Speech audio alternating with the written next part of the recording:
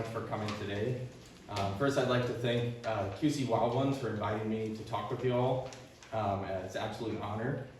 I'd also like to thank and shout out the Friends of the Hauberg Estate for hosting the event and having this event at this beautiful location. I grew up in Rock Island, and it's been amazing to see all of the transformation and restoration that's occurred on the property. So, and I can't wait to see all the change that is to come. So, I've also been coming to these symposia for several years now, and they're always a great time. So I think it'd be great to start with a round of applause for everyone who helped put these together, because they're not easy to do.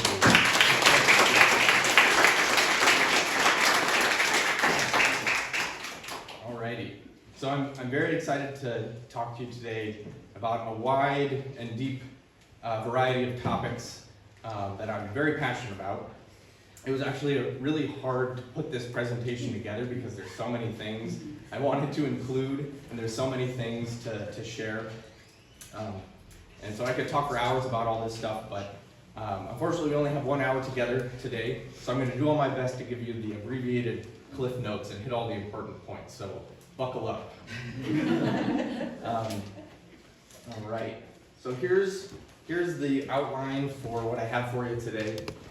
I'm going to start with an introduction about the Quad Cities Flora project that I have been engaged with for several years now, and then we'll get into the nitty-gritty of the natural and cultural history of our area. We'll get to explore the beautiful remnants and biodiversity that are still left on the landscape. And finally, if I may be so bold, I will offer a vision for the future of biodiversity in our region. So, for the Quad Cities, I'm engaged in a rather ambitious and long-term project to document all of the vascular plant species that occur in our area, as well as to describe and document all of our natural communities. And so I'd like to first share a little bit about the inspiration for this project. I earned my undergrad degree in ecology from a small college in Vermont, and there I started to learn how to identify plants. I also learned about how to read the landscape and understand the patterns of vegetation across the landscape. I was privileged to go on some amazing wilderness field experiences where I really got to know what it's like to see and experience and walk through relatively undisturbed, relatively intact rather, ecosystems. And so after I graduated, I came back to Vermont for a few years, and I fell in love with this book, Wetland, Woodland, Wildland. And so in Vermont, this is specific to Vermont. This is all about the natural communities that occur in that state. And a natural community, just to establish the definition, is the complex combination of plants and animals and all other life forms that occur on generally a regular pattern across the landscape in relation to abiotic factors. So, anyways, in Vermont, I fell in love with this book because it gave me a structure and a way to understand what I've seen on the landscape and to be able to identify natural communities and more intimately know the places that I was seeing and living in and exploring. And so in 2022, I moved back from Vermont to Illinois, and so I was really craving, I had the desire to get to know my home of Illinois in the Quad Cities, which growing up here, I sort of had my ecological awakening elsewhere, so I was very interested to know the true natural character of this place that I called my home. And so I was really craving something like wetland, woodland, wildland, but there wasn't really anything for Illinois like that. The closest that we have, at least for northern Illinois, would be the Flora, the Chicago region, which is an absolutely incredible book. It weighs like 10 pounds.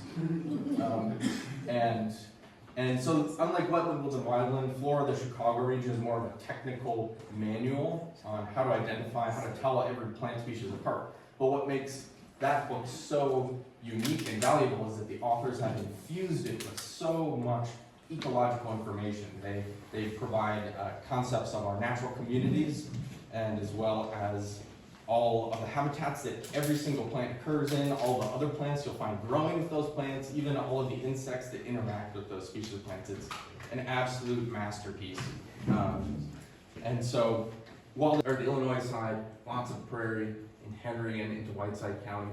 And this was because that topography, the level to gently undulating topography, is what would have supported prairie. Our landscape would have burned on a very frequent basis, and I'll get into this a little bit more in a minute, but when you set the landscape on fire, that level topography is going to carry fire really well, especially if you have a strong wind pushing it. And so all of the woody trees and other vegetation are just going to get top killed every time a fire comes through. And so as opposed to the dissected topography along our rivers, you can see here's the Cedar River Valley, here's the Wapsipinicon River, and then here's the Rock River Valley, and of course we have the Mississippi in the middle. And so when those fires were sweeping across the level plains, they'd hit the slopes and the ravines along our rivers, and that would slow the fire down. And the fires would be less intense if they burned through there. They'd be protected from those strong winds pushing the fire, and so this is where we would find trees. So essentially, our timber was largely restricted to the more topographically varied parts of our region, and this is the theme throughout the Midwest. So we can also see there are some large expanses of wetland. These were largely found in our low-lying areas along our major streams and river valleys, especially in Whiteside County and Clinton County, in the poorly draining bottomlands. So this is what the prairies probably look something like. And the government land office surveys, they'd often describe this land as level and rich prairie and very rolling prairie. This is probably what many of our oak timbers looked like in the past, much more open in the understory, a more open, sparse canopy. And common descriptors for this type of land by the surveyors were land mostly thinly timbered with oak, hickory, etc., rolling, rich, no undergrowth. That sounds like quite a stark contrast if you've ever gone to a woodland around here. Things have grown so dense. The idea of no undergrowth in an oak timber today is kind of hard to imagine unless you go to a place where that has been restored and is being managed. They'd also describe it as rich rolling timber, and timber thin consisting of white and black oak, undergrowth, hazel, weeds, and grape.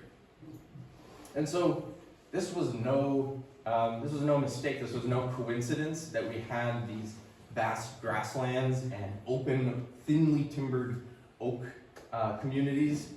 This, as we've come to learn, there's more and more support and consensus growing for the idea and the reality that for thousands of years, since the retreat of the last glacial ice sheet, that indigenous peoples who were living in North America were regularly burning the landscape as frequently as maybe every year.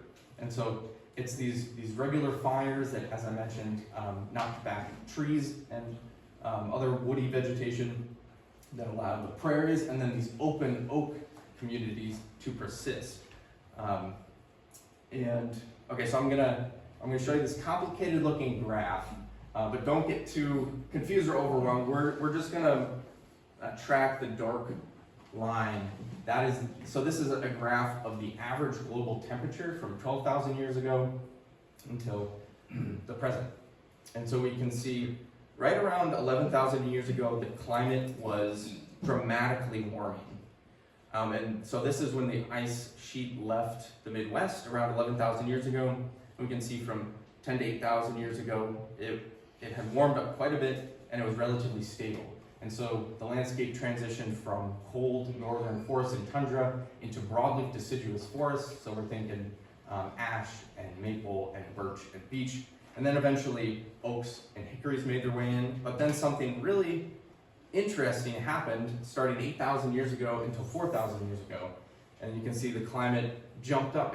Things got hotter and drier during this period.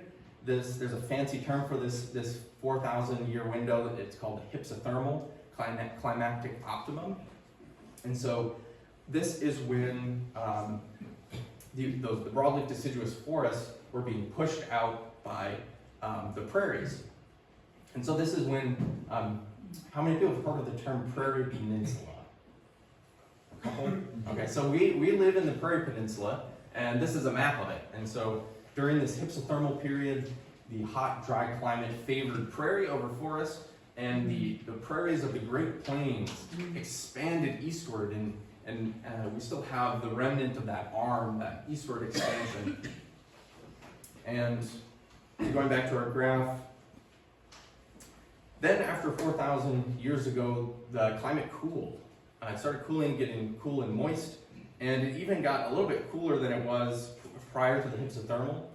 And so what we'd expect is that the prairie would wane and the forests would expand again, but something very peculiar has been picked up in lake sediment cores when people are studying pollen. So trees, of course, release pollen and it gets settled into the bottom of lakes. And so if we have lakes that were never covered by glaciers, we can core their sediments and we can go back and look at the pollen, and you can identify it to the genus of tree. So you can tell oak pollen versus maple pollen versus ash pollen.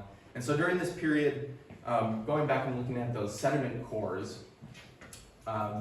we don't find that the broadleaf deciduous forests expand. We actually find that oak pollen remained very consistent and very stable. And so this indicates that something else happened to promote the prairie, savanna, and woodland vegetation. And this is the case for all across eastern North America, not just our area, not just the Midwest.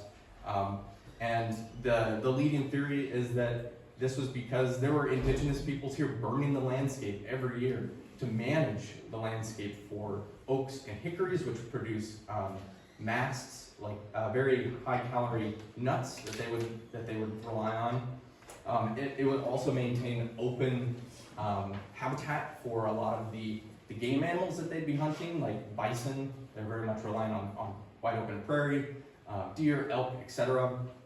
And so the picture that is starting to come together is that for the last several thousand years in eastern North America, as well as parts of western North America, that's a whole other presentation, that the landscape here was essentially an intimately managed landscape of indigenous food systems.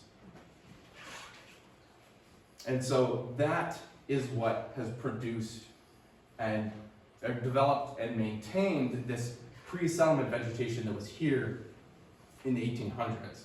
I should also mention that indigenous peoples were probably also burning the land to manage populations of many other plants that they relied on for food and medicine and fiber, as well as to keep the landscape open. You can see enemies or any threats coming at you when you don't have a dense forest to try to look through. It's also easier to move across the landscape. And some people propose that fire might also have been used as a tool for managing pest animals. All right, so now let's talk a little bit about the people of our area. So when Europeans arrived, we know that the Quad Cities region was primarily the homelands of the Sauk and Meskwaki. The Meskwaki were formerly known as the Fox, but they have recently changed their name. And they lived here in present-day Rock Island. The Sauk lived near 11th Street, where 11th Street now is in Rock Island, and Black Hawk State Historic Site. And the Meskwaki had a village in what's now present-day Rock Island.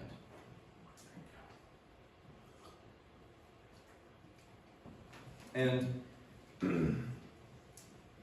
so there's Saukenuk, and this was, there are sort of a range of estimates for how many people lived here, but it was likely several thousand people, 5,000 to 10,000 perhaps in its heyday. So this would have been one of the largest human settlements in eastern North America at the time that Europeans arrived. And so there's a Meskwaki village.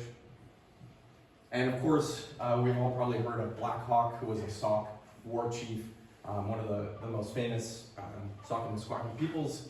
And so he's written an autobiography. If you haven't read it, I highly encourage you to seek it out and read it. I'm sure it's at all of our libraries. But I'd like to share a brief quote from this about his life and his people's lives, their lives here in what's now the Quad Cities. So, the rapids of Rock River furnished us with an abundance of excellent fish, and the land being good never failed to produce good crops of corn, beans, pumpkins, and squashes. We always had plenty. Our children never cried with hunger, nor our people were never in want.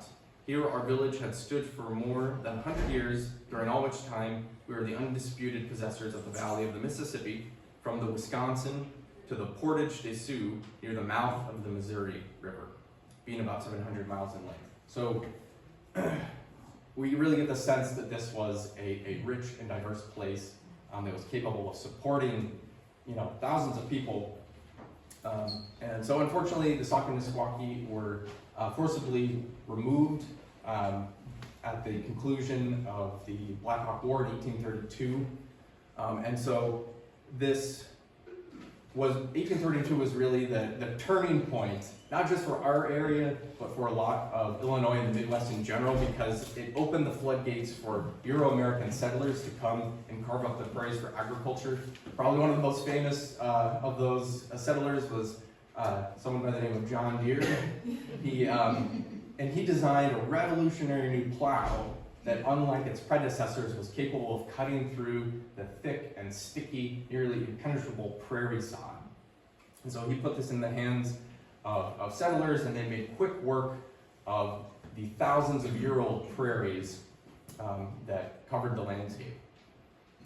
Another impediment to agriculture in the Quad Cities and a lot of the Midwest was how wet the soils were.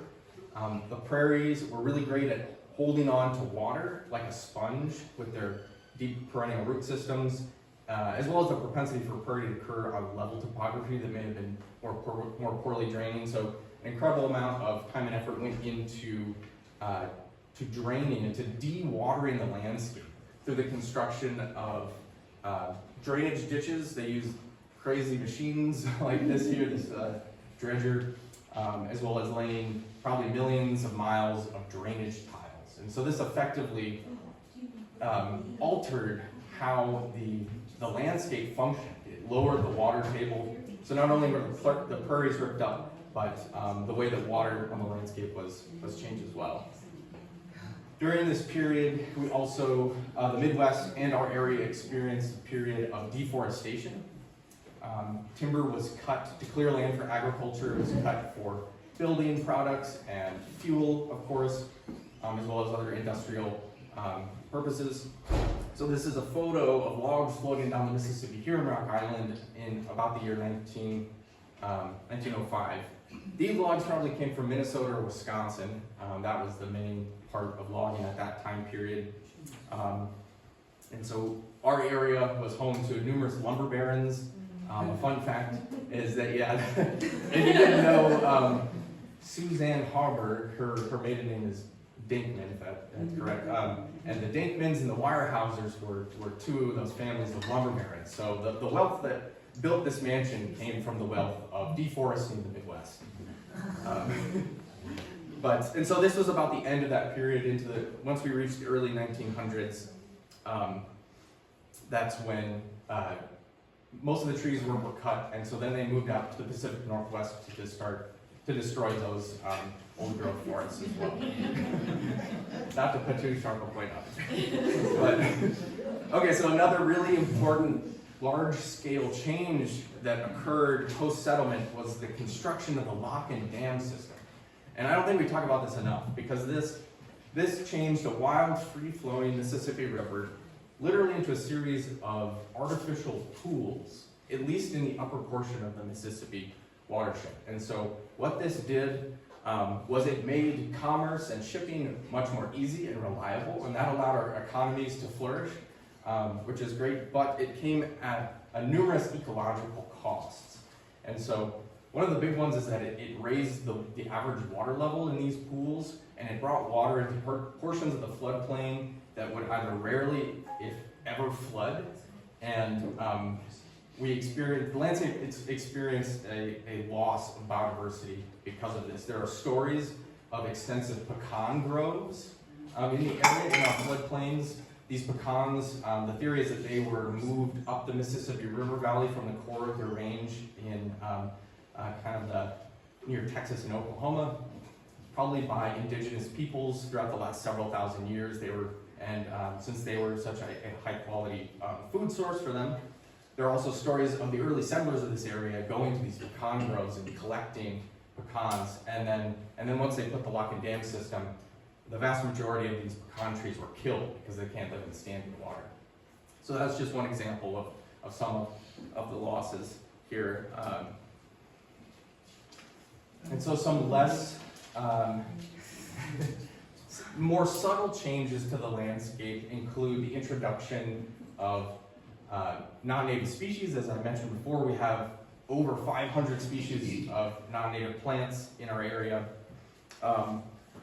And so thankfully the vast majority of these don't cause much harm, ecologically speaking, but there are a small handful of plants that are very aggressive and do cause a lot of harm in our native ecological systems.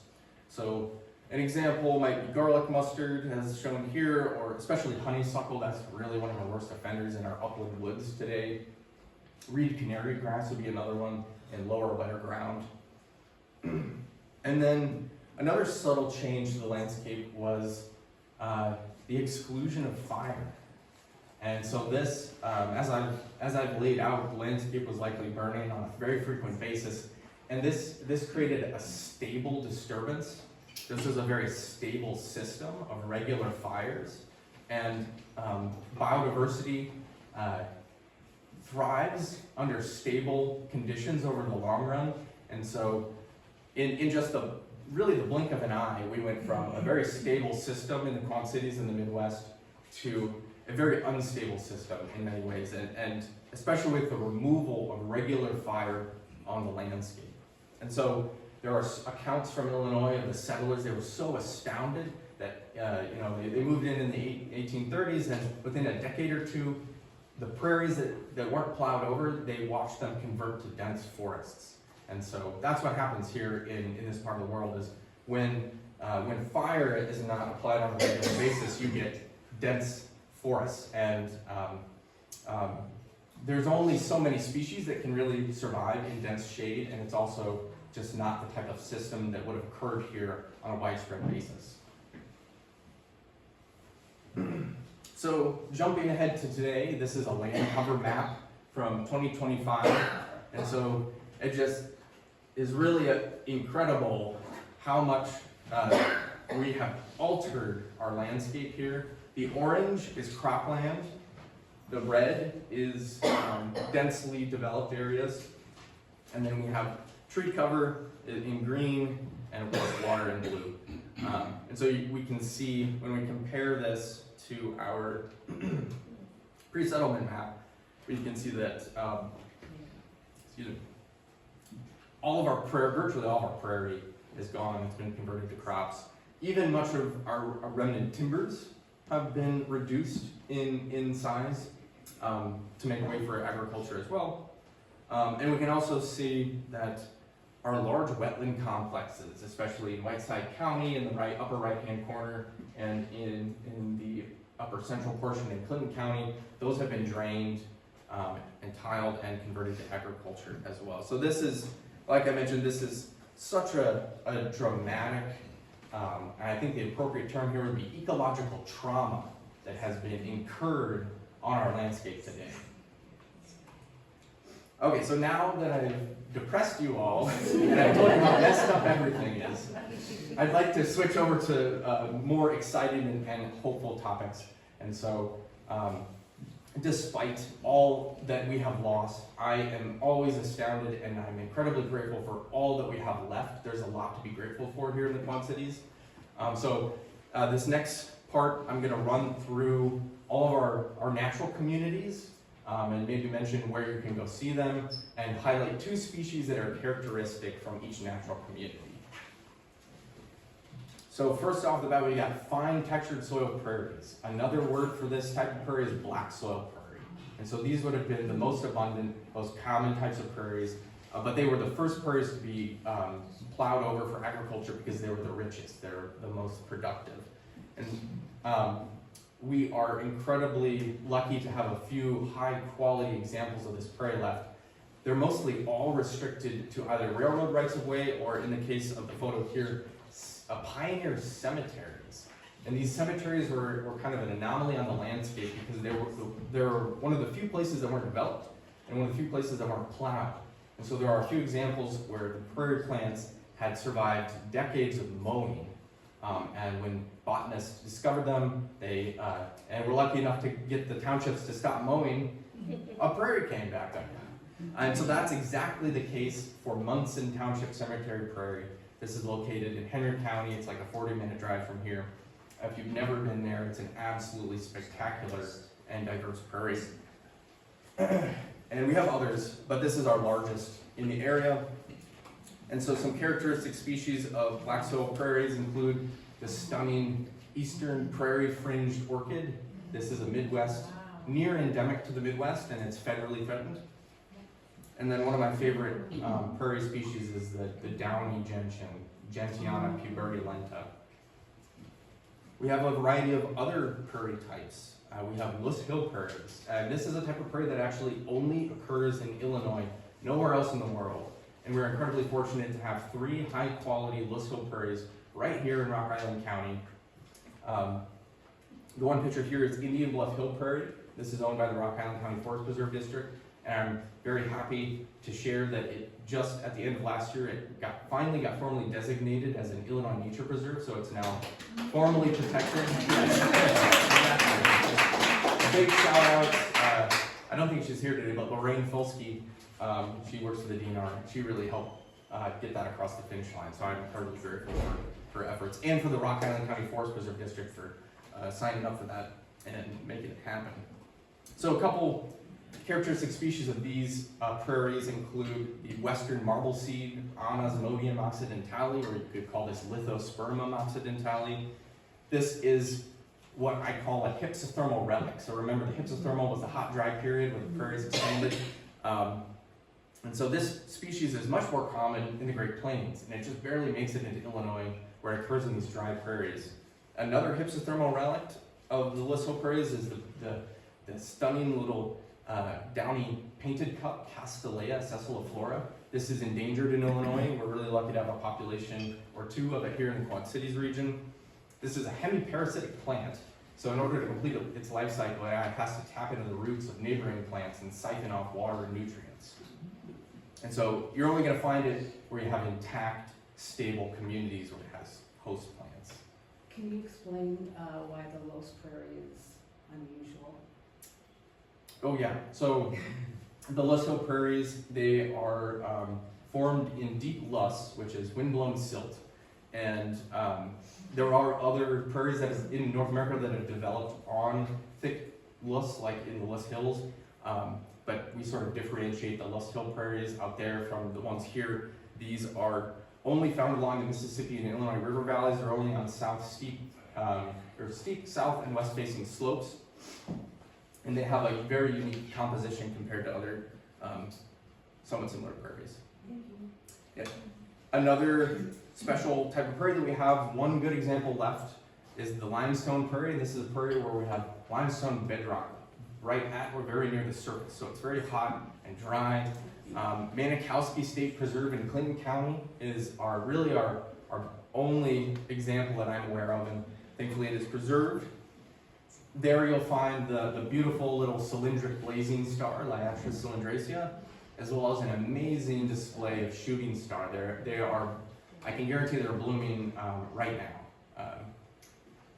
We also have, of all of our prairies, really sand prairie is the most widespread and that we have the most examples of, because it was the poorest quality soils for agriculture. Can't do a whole lot with just deep sand deposits. So we have a lot of deep sand deposits with prairie left on it. This is a photo from the Big Sand Mound.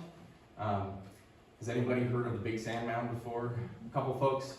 Okay, you should look into it. There's an open house this year, and it's sort of a beautiful, amazing place. Highly recommend checking it out. So this is down south of Muscatine. These are sand dunes, stabilized sand dunes and dry sand prairie in the Green River Valley, near the Rock River. This is in Whiteside County. We even had sand dunes in Rock Island County. This photo was taken by Monetta Johnson, and this was published in the Black Hawk Hiking Club bulletins, which John Hauberg started the Black Hawk Hiking Club. We used to have dunes like this near Cordova, Illinois. We still have a lot of deep sand deposits, but as far as I can tell, the area where they took this photo has now been converted to, I'm sure, very profitable and efficient soy and corn beans. Corn and soybeans, there we go. We also had dunes in Rock Island proper. You probably wouldn't believe this, but this photo was taken in what's now Sunset Park in Rock Island. Wow. And so the whole area at the confluence of the Rock and the Mississippi, so the larger Milan Bottoms area, there were historically large sand and gravel deposits there. And so when you go to Sunset Park, we now have Potter Lake, which is a great place to watch bald eagles in the winter, but that's where this used to be. That is a borrow pit, sand and gravel. When you go out to the Rock Island Conservation Club, Big Island, they have these large man-made lakes. Those are sand and gravel borrow pits. When you go out to the casino in Milan Bottoms, you drive past those man-made lakes. Most of those are sand and gravel borrow pits. So it really hurts to know that some cool stuff like that was here, but fortunately, we still have a lot of great examples. One of my favorites is Thompson Fulton Sand Prairie in Whiteside County. And so in sand prairies, you'll find the sand milkweed, Asclepias and Plexicollis. And only on the Iowa side in our sand prairies will you find this beautiful Delphinium caroliniana variety of iridescens, a larkspur.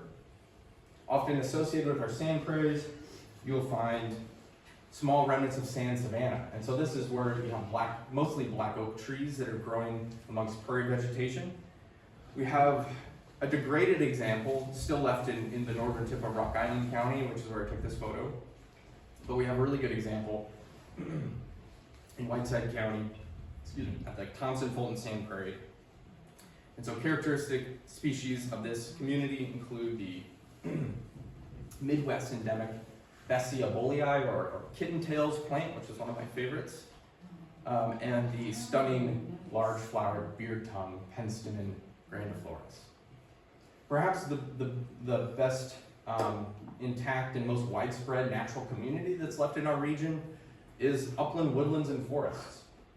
And so I'm sure folks are familiar with Black Hawk State Historic Site, Illinois Forest Preserve, Loud Thunder Forest Preserve. These are where you'll find decent quality examples of woodland and forest. And luckily, this community type has been allowed to recover in many ways since the end of the deforestation period in the early 1900s. So we do have a lot of great examples. So if you want to see a beautiful spring ephemerals, you want to go to the woods. Here's an example of one of the several trilliums that occurs in the region. This is Trillium, flexipes, the nodding trillium. And then in our more open woodlands, especially on woodland margins now, you'll find the beautiful, tall, gorgeous Joe Pye weed, Eutrochium purpureum. We also have a lot of floodplain forests, but as I mentioned before, our floodplains have really been impacted in a variety of ways, especially with the water level changes. But our floodplain forests used to be more diverse than they are now. There used to be oak savannas and hickories and pecans and elm trees and ash trees, but a lot of the oaks and other diverse canopy species have been eliminated due to the flooding that now occurs and the rise in the water level. The emerald ash borer has essentially eliminated all the green ash from our floodplain forests. It's now only coming up as saplings, and so sort of we're waiting to see if it will be able to rebound on its own. And then American elm would have been a characteristic species of our floodplain forests as well, but as you may be aware, the Dutch elm disease came through several decades ago and really wiped out a lot of those. So now mostly what we're left with is monocultures of silvermane. They're the only tree species that's really able to thrive in these constantly unstable systems. And And so along the Rock River and the Mississippi River, we have, and especially on the islands of the Mississippi River, there are a lot of examples of this community type.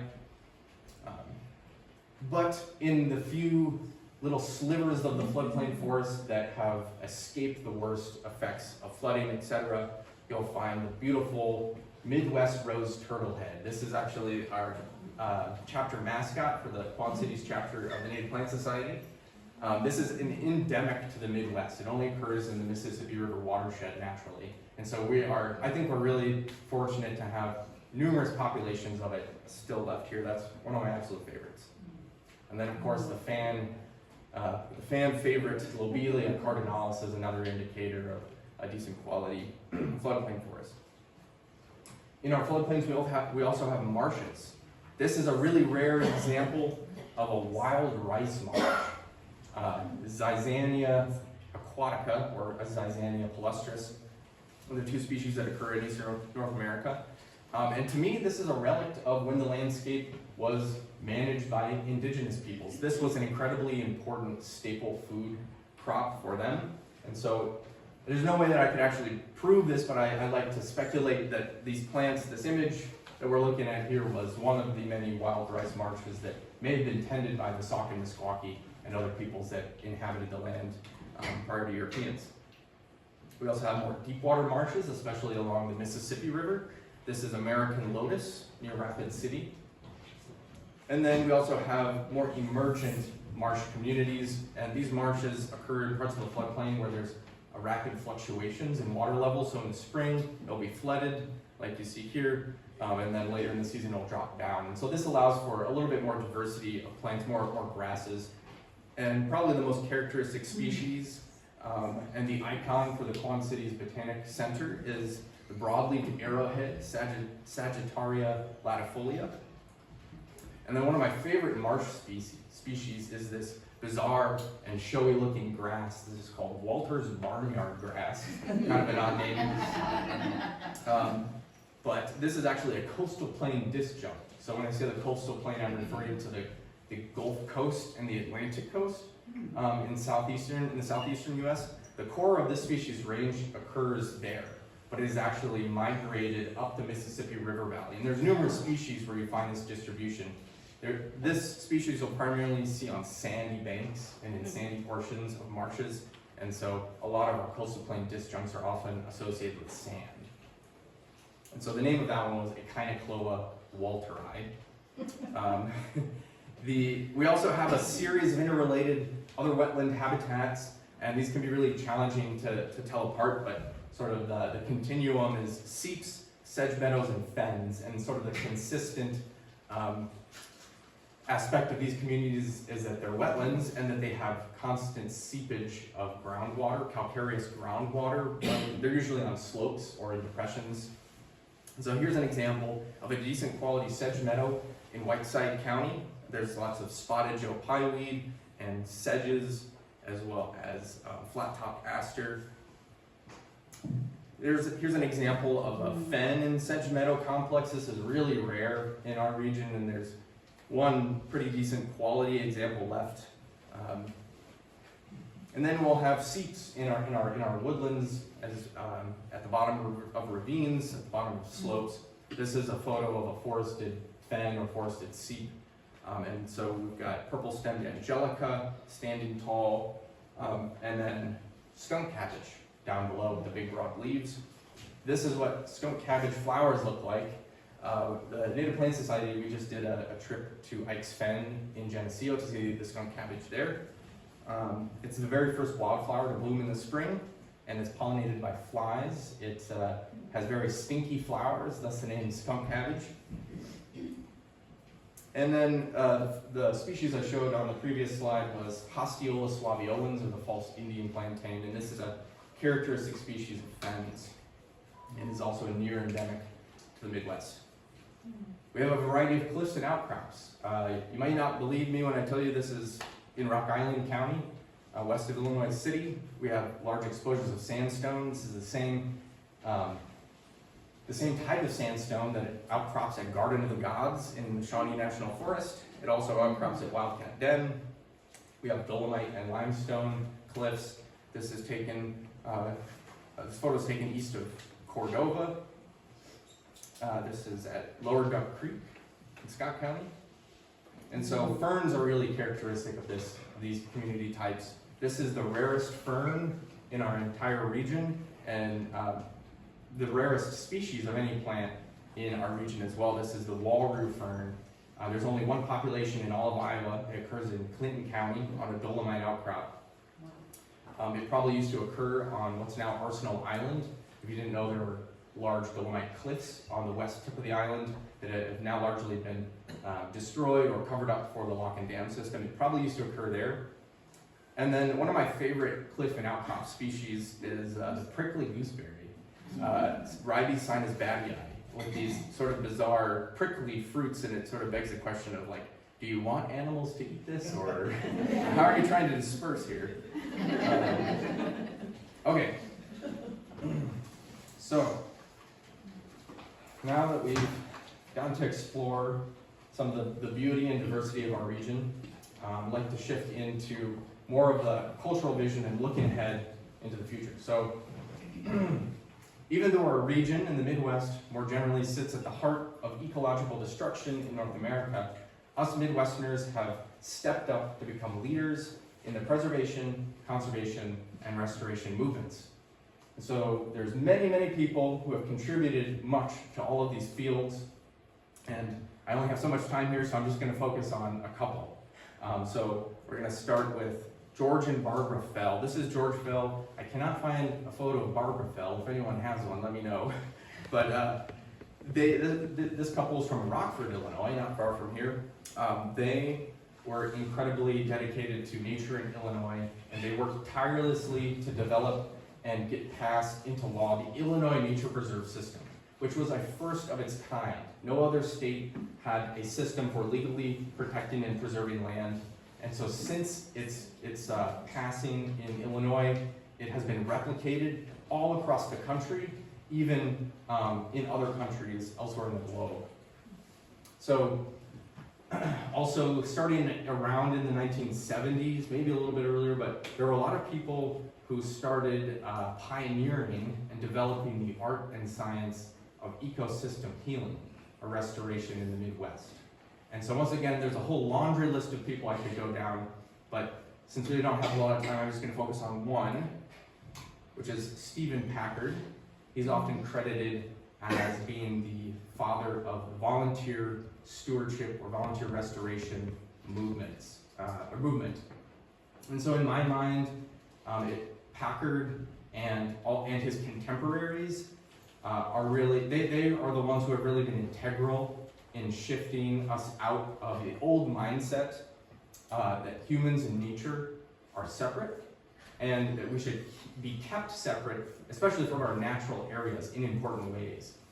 So for many years in this country, it's been thought, and has been sort of the overriding dogma, that humans would only spoil, quote unquote, untouched nature, and that there's really not much of a place for us other than as transient tourists in our parks and preserves.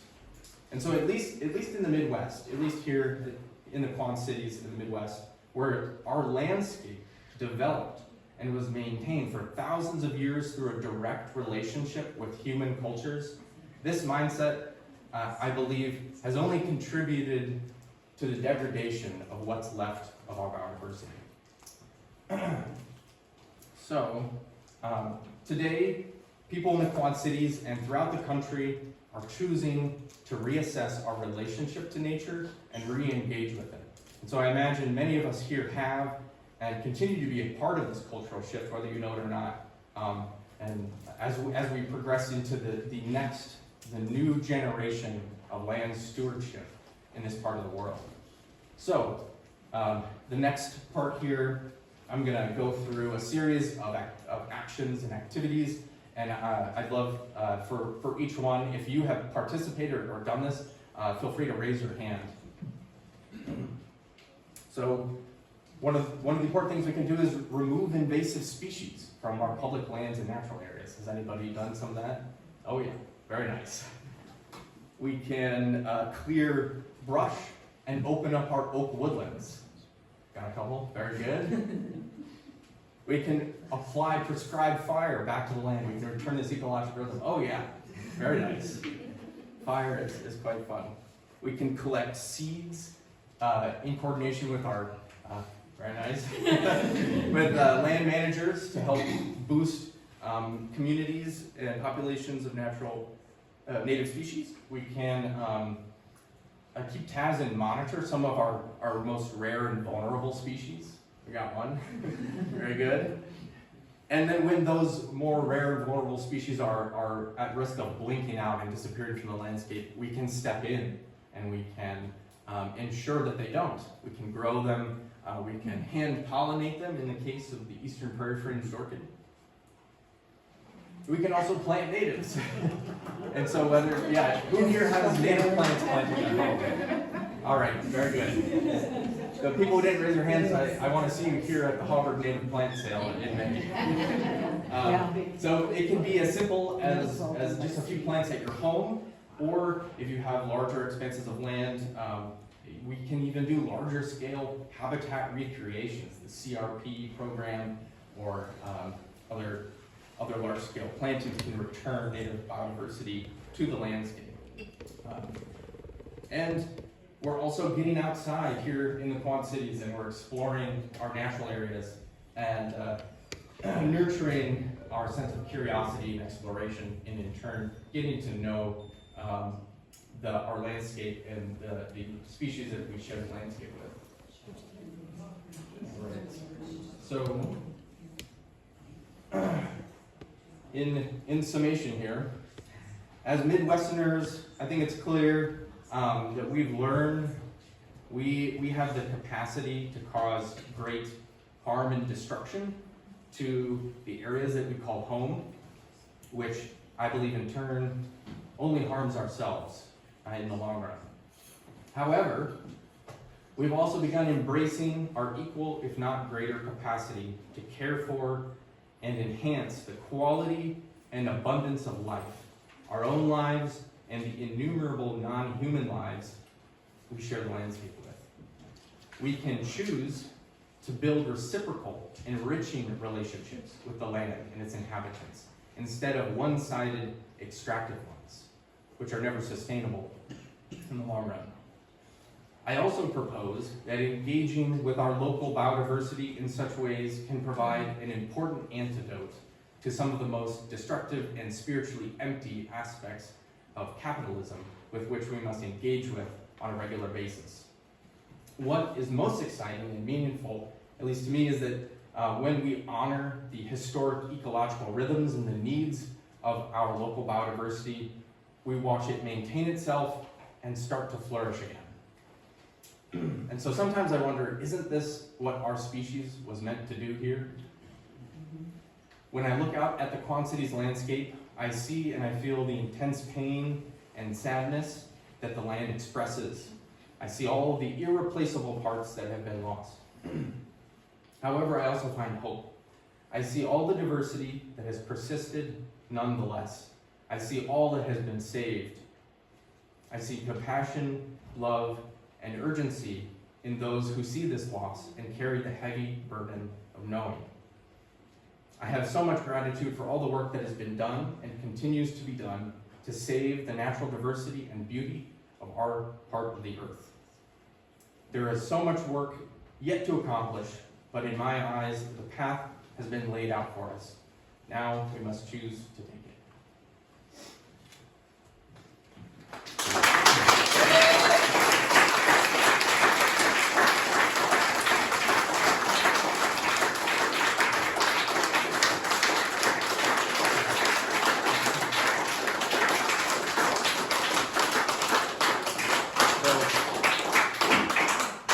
One last thing.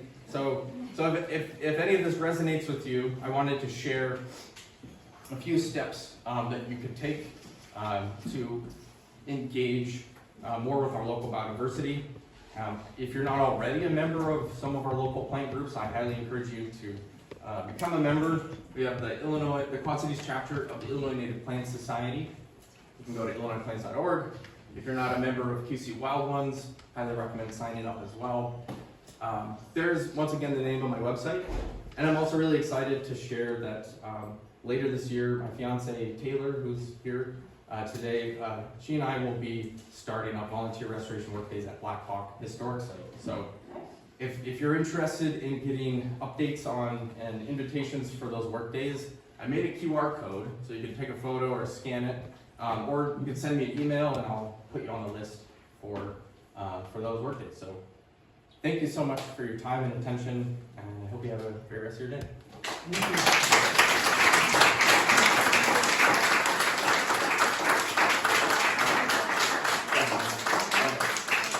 So I just want to thank Grant for all of his wisdom and hard work and everything he's doing for the earth and for us. What we'd like to say at this point in time, we had scheduled in a half-an-hour break, but we are going to move up our classes. And so we'll take just a very quick break, and then we'll have you move into the various classes. And we'll have folks out in the foyer to help you to do that. But before we do that, every symposium, the three founders of this event, Robbie Palm, I don't know where she's at right now. Oh, here she, no. I see her outside. Okay, hopefully she's coming. Cindy Langer and myself, Leslie O'Ryan, hold a drawing for door prizes. You were given a ticket earlier, or you tore off a ticket when you signed in at the desk, and we have drawn the different tickets, and they're in the foyer. The gifts, the giveaways are in the foyer, so as you go to your class, you can check your ticket number against the stubs that are on the gifts in the foyer. And if you signed your name, you can just look for your name. Yeah, so the counterpart is out there.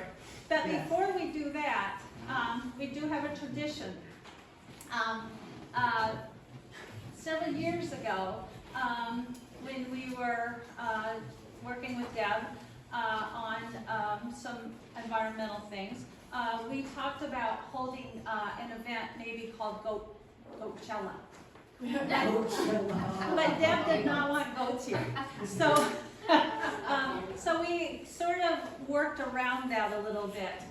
There are lots of animals who get, sort of environmental animal of the year, like whales, dolphins, so on and so forth. We believe the environmental animal of the year should be the goat, right?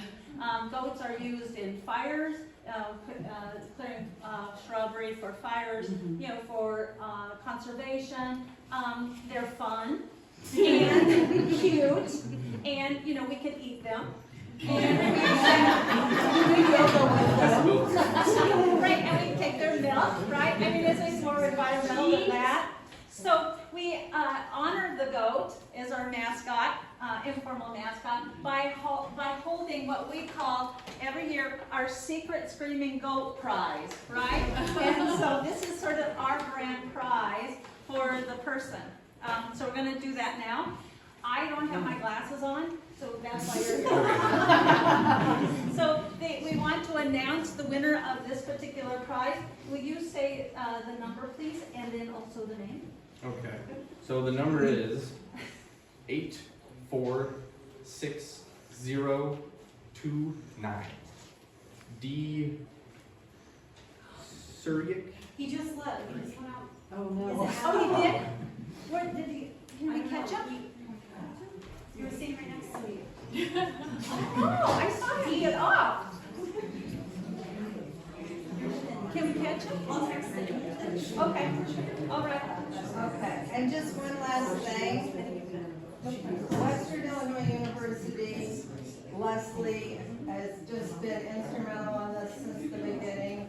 Wild Ones Quad Cities, we partner with Western and Hauberg, and we just hope that you all have enjoyed our day in nature and come back and see us